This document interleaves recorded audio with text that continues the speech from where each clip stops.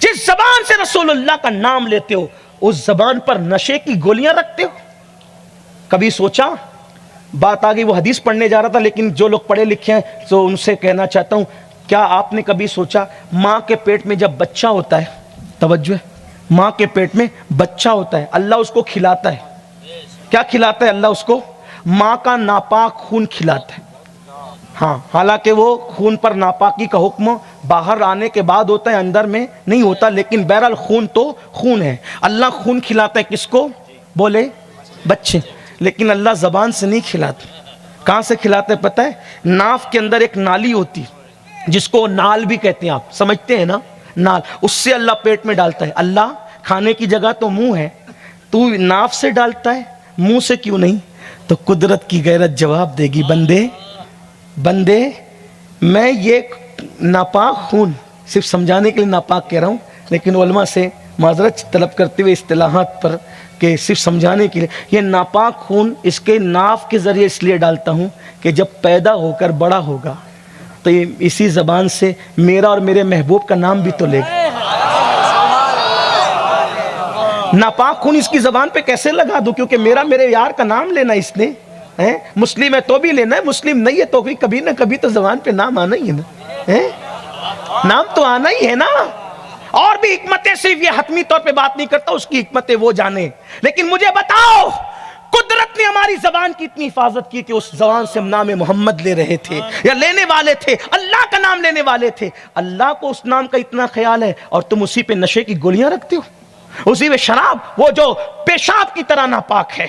शराब और पेशाब की नापाकी में फर्क क्या है? पूछो उलमाए अहनाफ से।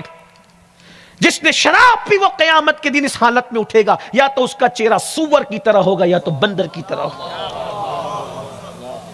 क्यों नशा करते हैं? और ये नशा हमारे मोहल्लों के अंदर इसलिए करवाया जा रहा है ताकि हमारे नौजवानों के टैलेंट और उनकी सलाहियतों से लोगों को खतरा है कि इनको नशे की पुड़ियां दे दो, दिन भर घर में पड़े रहेंगे, न कमाने के काबिल रहेंगे, न बोझ उठाने के काबिल रहेंगे, न पढ़ने के काबिल रहेंगे, न सियासत के काबिल रहेंगे, न रियासत के काबिल रहेंगे। इन्हें नाकारा बना दो, इसलिए कि अब तलवारों से कत्ल करेंगे तो खून बोलता है, आस्तीन का लहू बोलता है। इन्हें ऐसे कत्ल करो कि पैसा भी इनका हो, जान भी इनकी हो, इनको नशे का आदी बना दो। मेरी कौम के जवानों, तुम अपनी कौम का मुस्तकबिल हो, तुम अपनी कौम का भविष्य हो, तुम अपनी कौम का फ्यूचर हो। तुम नशा करके घरों के अंदर पड़े रहोगे तो उन लॉजों में बिकने वाली बच्चियों की आबरू कौन बचाएगा? बुर्का पहनकर जो सिग्नलों पे भीख मांग रही है, उनकी आबरू का तहफ्फुज कौन करेगा? मेरे अजीज, हम नशा करने नहीं आए थे। नशा करना मुसलमान का तरीका ही नहीं है, हमारे यहाँ नशा हराम है। और याद रखना,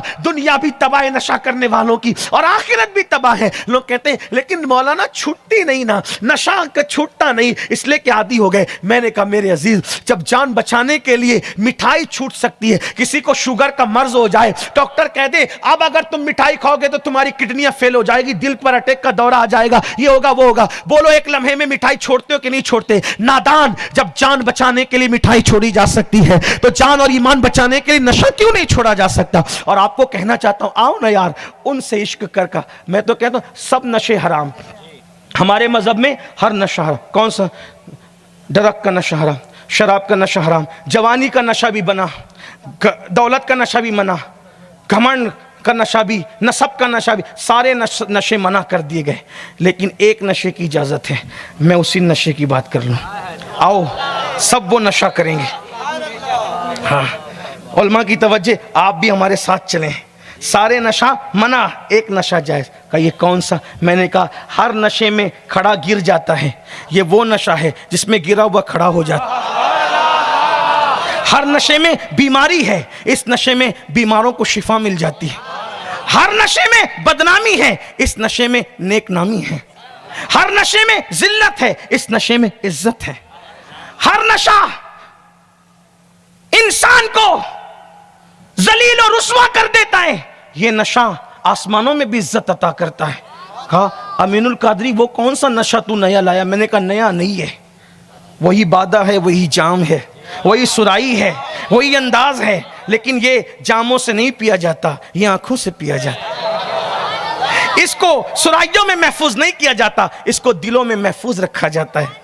हाँ, कहा कि कौन सा नशा है? मैंने कहा मंसूर ने पिया, सरमद ने पिया, जुनैद ने पिया सैयदुत ताइफा बने, बायजीद ने पिया सुल्तानुल आरिफीन बने, अब्दुल कादिर जिलानी ने पिया गौसुल आजम बने, मोइनुद्दीन हसन ने पिया गरीब नवाज बने, साबिर ने पिया मखदूम कलियर बने, खुद का जनाजा पढ़ाने चले आए। कहा वो कौन सा नशा है? मैंने कहा उसी नशे को नशे इश्क रसूल कहते हैं, जो बिलाल को मिल जाए तो काबा कदमों में नजर आता है, बिलाल काबे की छत पे नजर आता।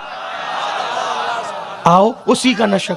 लोग कहते हैं नहीं शराब क्यों पी जा रही, नशा क्यों किया जा रहा है? कहा मौलाना लड़की से मोहब्बत की तो नाकाम हो गए, इस वजह से हमने नशा करना शुरू कर दिया। क्योंकि हंसने की बात नहीं, फिल्म के अंदर हीरो ऐसे ही करता है, सीरियल के अंदर अदाकार लोग ऐसे ही करते हैं कि लड़की की मोहब्बत में नाकाम हो जाते हैं तो नशा करने लगते हैं। मैंने कहा पागल हुआ, अरे उससे क्यों मोहब्बत करता है जिसमें नाकामी हो? आ उससे मोहब्बत कर, उससे इश्क कर जहां नाकामी नहीं है, जहां बेवफाई नहीं है। वो तो ऐसा जाने वफा है कि सब कब्र में छोड़कर चले जाए, वो कब्र में भी बचाने के लिए तशरीफ लाते हैं, वो कब्र में उजाला करने के लिए तशरीफ लाते हैं। आओ ना उनसे इश्क करें। अब आप कहेंगे यार तूने इश्क की बात बड़ी कर दी अमीनुल कादिर, लेकिन इश्क कैसे होता है? मैंने कहा यही बात है, इश्क को किया नहीं जाता है, ये मुकद्दर है, ये मुकद्दर है। खुदा जिन लोगों को चुन लेता है उनके दिल में इश्क की आग लगा दी जाती है, लेकिन फिर वो मिलती कैसे है? वो मिलती कैसे? आपको तरीका बता देता हूं। कसरत के साथ उन पर दुरूद पढ़ो, तन्हाई में बैठकर नाते सुनो और उनकी सीरत तैयबा का मुताला करो, उनका इश्क पैदा हो ही जाएगा और लोगों के दिलों में भी पैदा करो।